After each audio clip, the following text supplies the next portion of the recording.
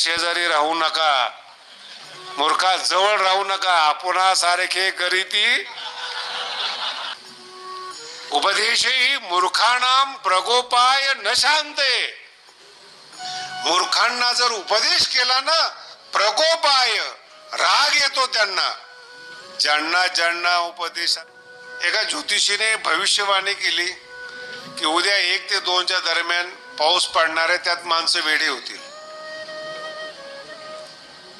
स्वामीजींचा दृष्टांत आहे आमच्या. 1 ते 2च्या दरम्यान पाऊस पडेल, त्या पावसात फिरू नका, माणसं वेडी होतील. माणसं आता सारखे काय करणार आहे करोना, काय करणे करोना, ते तर गेले, पाठीमागं रोना. ऐकलं नाही लोकांनी. पाऊस पडला, निघले माणसं. ते पाणी पडलं तासाभरात, काय त्याच्यामध्ये खराब असेल, सगळे लोक वेडे झाले. ते नाचत नाचत राजवाडे पुढे आले. प्रधान आणि राजा म्हणला आपण नाचायला सुरुवात करा. जर आपण नाही नाचलो तर हे इडे आपल्याला मारून टाकतील. नाही कळालं?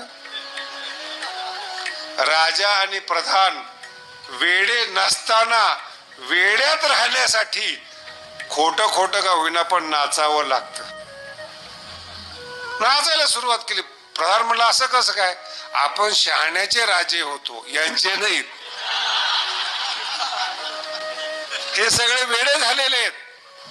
सांगायचं कुणाला ज्ञान हे पण महत्वाचं आहे. वेडे झालेल्या लोकांमध्ये ज्ञान सांगून काय फायदा आहे? आणि पटत नाही त्यांना. एक पंचतंत्र नावाचा ग्रंथ आहे, खूप सुंदर कथा आहे त्यामध्ये. आणि आपल्या सगळ्याला माहिती आहे,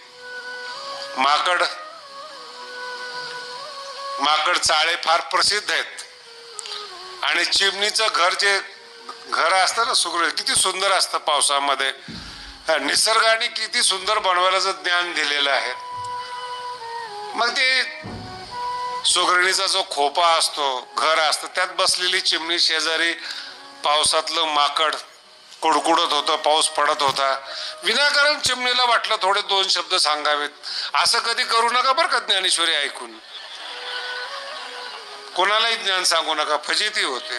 ते चिमणीला वाटलं सांगावे जरा 2 शब्द.